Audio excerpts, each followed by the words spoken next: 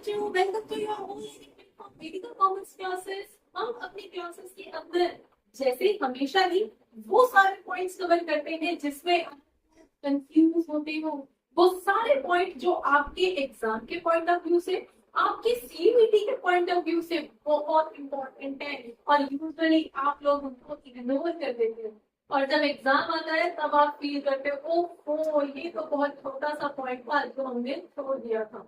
Fine, तो वो सारे पॉइंट्स जिसमें आप लोग कंफ्यूज होते हो, जो आपके एग्जाम पॉइंट ऑफ व्यू से इंपॉर्टेंट है, वो सारे पॉइंट्स जो आपके सीयूईटी पॉइंट ऑफ व्यू से इंपॉर्टेंट है, वो सारे पॉइंट्स हम अपने क्लासेस के अंदर कवर करते हैं। तो आपको भी अगर कोई भी किसी भी तरह की कंफ्यूजन है तो इस लास्ट तक देखना, तो श्योर आपके बहुत सारे डाउट्स क्लियर होंगे। तो अभी हम जो टॉपिक करने जा रहे हैं दैट इज, चलो अब नेक्स्ट टॉपिक हमारा है retirement of the partner. Meaning क्या है रिटायरमेंट का भाई, बोलो। मीनिंग क्या है रिटायरमेंट का? अभी तक हमने क्या क्या किया है? बेसिक फंडामेंटल्स किए थे, गुडविल कैलकुलेट करना सीखा था अलग अलग मेथड से। देन अगर एग्जिस्टिंग पार्टनर्स आपस में कुछ पीएसआर में चेंज कर रहे हैं उसका इफेक्ट कैलकुलेट करना सीखा था। फिर हमने पार्टनर्स का, न्यू पार्टनर का एडमिशन करना सीखा था, उसकी वजह से जिन जिन अकाउंट्स में जहां जहां जिन वैल्यूज का इफेक्ट आना था वो कैलकुलेट किया था। अब देखो, पार्टनर्स पहले खुद अकेले थे, आपस में चेंज कर रहे थे, वो आपने पढ़ा। फिर एक नया पार्टनर, उनकी वजह से कुछ चेंजेस हुए, वो करना आपने सीख लिया। अब जो एग्जिस्टिंग पार्टनर्स हैं उनमें से कोई जा रहा है, ठीक है, तो इसका मतलब है अब जो हम पहले से सपोज 3 पार्टनर हम काम कर रहे थे, अब उनमें से कोई एक रिटायर हो रहा है, जा रहा है, तो उसके जाने की वजह से अकाउंट्स पे क्या क्या इफेक्ट पड़ेगा वो इस चैप्टर के अंदर पढ़ोगे, ठीक है। अभी पिछले 2 सालों से ये रिटायरमेंट और डेथ अलग अलग कर दिए गए हैं चैप्टर, अदरवाइज ये दोनों सेम ही होते हैं। बस कुछ एंट्रीज हैं, कुछ एक स्पेसिफिक एग्जीक्यूटिव अकाउंट है जो यहाँ पे डेथ में अलग से बनाया जाता है, अदरवाइज सब कुछ वही है रिटायरमेंट का, ठीक है। तो रिटायरमेंट या डेथ की वजह से पार्टनर यहाँ से निकल के जा रहा है, तो अगर निकल के जा रहा है इन जनरल, अगर वो जिंदा है तो अपना पैसा खुद ही ले लेगा, जो भी पैसा देंगे हम उसके नाम से रिकॉर्ड करेंगे कि ये उसको पे करना है, फॉर्म के ऊपर लायबिलिटी है, पार्टनर चला गया उसको इतना पैसा देना।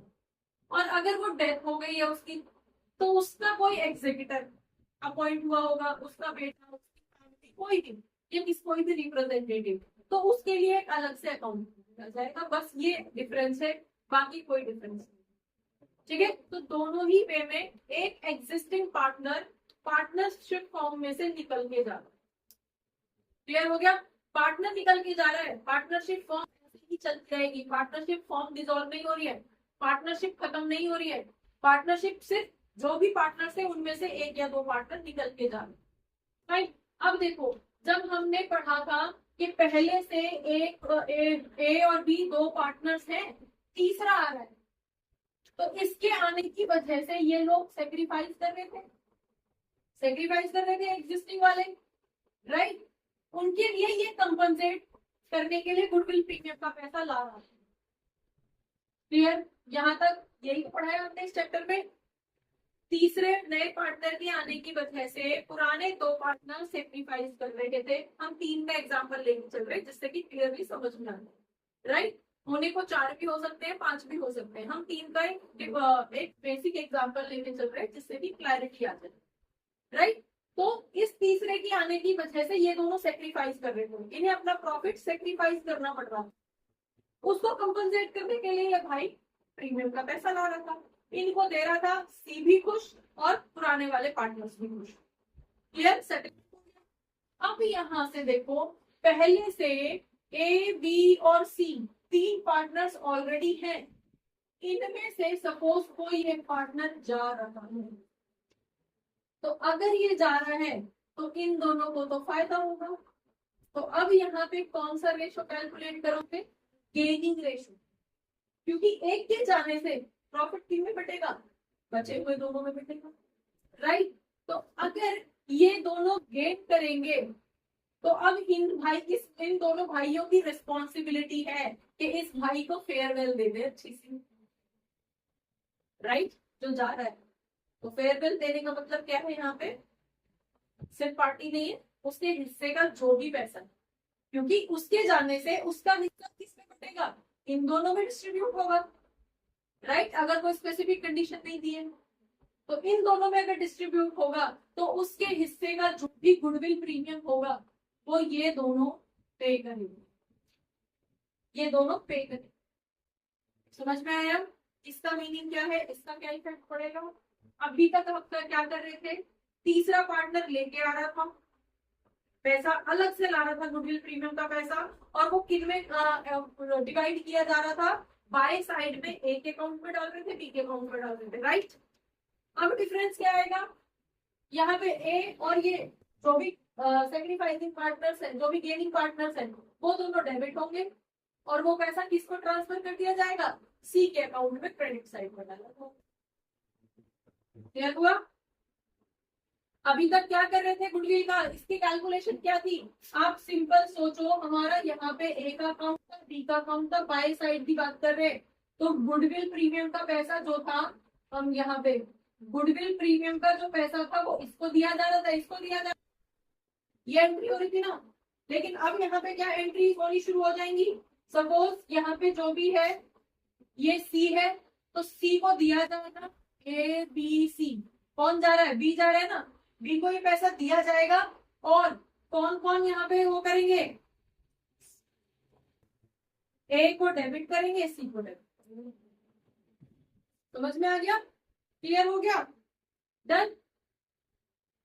ये डिफरेंस आएगा बस, बाकी पूरी कैलकुलेशन सेक्रीफाइस की जगह पे आपको क्या निकालना है, गेनिंग रेशो, ठीक है। अब कौन जा रहा है, बी जा रहा है, सी जा रहा है, जो भी जा रहा है वो रिटायरिंग पार्टनर होगा, और जो बचे हुए होंगे वो आपके एग्जिस्टिंग पार्टनर्स होंगे, ठीक है, रिमेनिंग पार्टनर्स क्लियर। और उसके बाद जो दूसरा डिफरेंस आएगा वो ये वाला है, डन। इसके अलावा वही पूरा चैप्टर है जो वहां पे आप कर, ठीक है।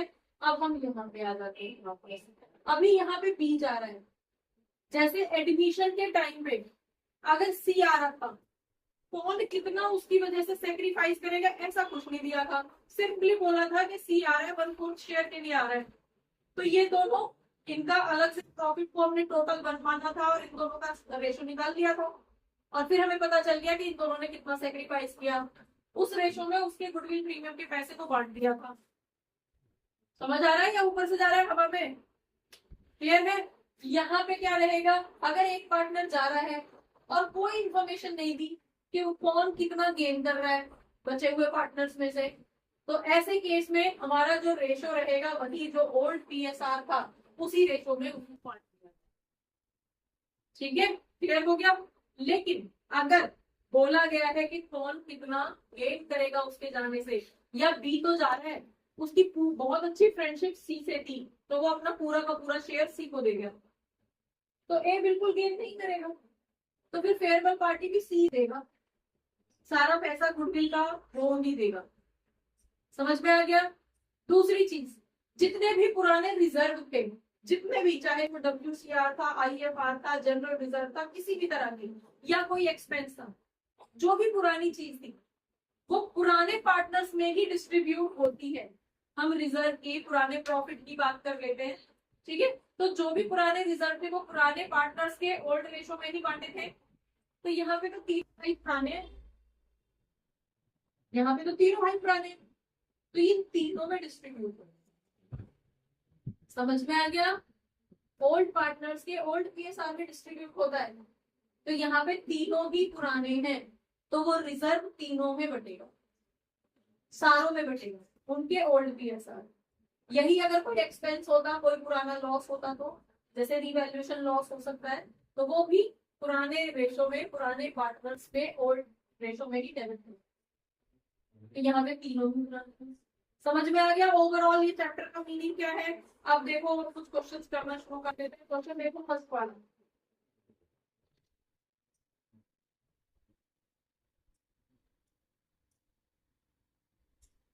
ये भी हटा दो यहाँ से, चलिए क्वेश्चन देखिए, फर्स्ट वाला, गीता, राधा और गर्ग। क्वेश्चन नंबर 1, गीता, राधा और गर्ग 3 पार्टनर्स हैं। यहाँ पे इनका जो रेशो है 1/2, 2/5 और 1/10 है। तो सबसे पहली चीज, तो जब ये इनके डिनोमिनेटर्स इक्वल नहीं है तो सबसे पहले तो आपको इनको इक्वल करना है। तो अगर हम इक्वल करेंगे तो सीधे ये लिख दूं क्या, सीधे लिख दूं? कैसे आया, कैसे आया? तीनों का एलसीएम ले लो, 10 ही आएगा। तीनों को 10 में कन्वर्ट कर दो, ठीक है। तो यहाँ पे 5/10, 4/10, 1/10, 5:4:1। क्लियर? अब ये रेशो था, आपको न्यू पीएसआर निकालना है ऑफ रिमेनिंग पार्टनर्स इफ गर्भ रिटायर्स। अगर गर्भ जा रहा है, गर्भ है कौन? ये भाई गर्भ है, ये जा रहा है, ठीक है। तो इसके जाने से जो न्यू पीएसआर होगा वो क्या रहेगा? New PSR would remain same. क्यों? एक चला गया। पहले ये पार्टनर, पहले ये प्रॉफिट कितने हिस्सों में बट रहा था? पहले ये 10 हिस्सों में बट रहा था। टोटल ये प्रॉफिट 10 हिस्सों में बट रहा था। 5 एक ले रहा था, 4 हिस्से एक ले रहा था और एक हिस्सा जो है वो तीसरा ले रहा था। यहां तक क्लियर है? अब ये पूरा प्रॉफिट 9 हिस्सों में बटेगा। 10 में ना बांट के 9 में बांटेंगे। समझ में आ गया? तो वो क्या करेंगे, वो अभी भी रेशो अभी भी 5:4 ही रहेगा, लेकिन फ्रैक्शन क्या रहेगा? 5/9, 4/9। क्लियर हो गया? तो जब भी कोई पार्टनर चला जाएगा, रिटायर हो या डेथ हो, अगर कोई पार्टनर जा रहा है और कोई अदर इंफॉर्मेशन नहीं दी गई है कि उसके जाने से किसको कितना गेन हुआ है, तो यही इनका सेक्रीफाइस भी रहता है और यही इनका गेन भी रहता है और यही इनका यूपीएसआर। समझ में आ गया? क्लियर है? तो इस तरह से हम ये क्वेश्चन कर लेते हैं। डन। अब देखो नेक्स्ट वाला भी क्वेश्चन देख लो साथ के साथ। आपको फ्रॉम द फॉलोइंग पर्टिकुलर्स दिया गया है, शिव, मोहन और Hari. Second question, Shiv, Mohan and Hari, ये 3 पार्टनर्स है। रेशो इसका दे रखा है दैट इज 5/4। क्लियर है? मोहन रिटायर हो रहा है। मोहन कौन है? ये है, ये जा रहा है।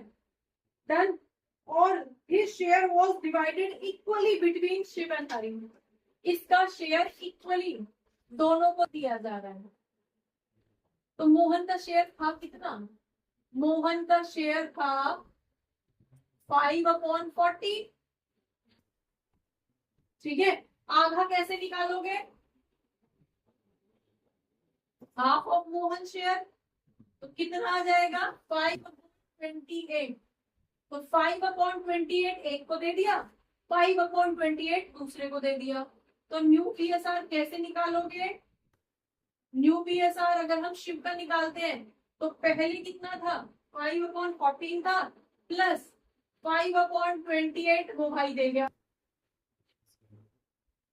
ठीक है, क्लियर हो गया? नेक्स्ट हरि का क्या रहेगा? हरि का 4/14 पहले से था प्लस 5/28 रिटायरिंग पार्टनर दे गया। क्लियर है? तो इसका बता दूं जरा, 28 एलसीएम आएगा, 10 + 5 15। इसका कितना हो जाएगा? 28। यहाँ पे अगेन 8 + 5 8 5 13। इसका ये हो जाएगा। और अब न्यू पीएसआर जो रहेंगे वो तो सिर्फ 2 के ही रहेंगे, तो न्यू पीएसआर 15:13 रहेगा। क्लियर है? समझ? हाँ जी। और गेनिंग रेशो आपके पास, अब एंड बता देती हूँ। गेनिंग सेक्टर, यहाँ पे गेनिंग रेशो कितना आ रहा है? गेनिंग दोनों इक्वली गेन कर रहे हैं ना, तो गेनिंग तो 1:1 रहेगा, क्योंकि 5/28 एक ले रहा है, 5/28 दूसरा ले रहा है, तो बराबर ही तो ले रहे हैं। तो गेनिंग रेशो कितना हो जाएगा? इक्वल 1:1। क्लियर हो गया? अब देखो जनरल एंट्री, अब यहाँ पे क्या करोगे, किसको देना है, जो जा रहा है उसको देना है, मोहन को देना है। तो जो भी अमाउंट रहेगा हम यहाँ पे कैलकुलेट कर लेंगे, जो भी गुडविल का किसी भी चीज का जो भी एडजस्टमेंट होनी होगी, तो वहां पे क्या करेंगे, हम दोनों पार्टनर को, शिव के अकाउंट को भी हम डेबिट कर लेंगे, कैपिटल अकाउंट उल्टा लिख दिया देख लेना, ठीक है। दूसरा हरी का अकाउंट भी अब डेबिट होगा, वो कर गया टू, कौन जा रहा है, मोहन कैपिटल अकाउंट में उस पैसे को क्रेडिट कर दिया जाए, क्योंकि जनरल एंट्री क्या है, गेन टू सेक्रीफाइस। तो यहाँ पे गेन कौन कर रहे हैं, यहाँ पे दो लोग गेन कर रहे हैं, सेक्रीफाइस एक कर रहा है, वो जा रहा है सब कुछ छोड़ के, ठीक है, उसकी विदाई हो गई। बच्चों होपफुली बहुत सारे डाउट्स इस क्लास से रिलेटेड, इस टॉपिक से रिलेटेड आपके क्लियर हुए होंगे इस क्लास को देखने के बाद में। अगर रियली आपके कुछ डाउट्स, आपको ये क्लास अच्छी लगी है तो आप इसको लाइक करिए, सब्सक्राइब करिए और अपने फ्रेंड्स के साथ शेयर करिए। Thank you for watching. Keep watching. Don't forget to share. Keep sharing. Thank you.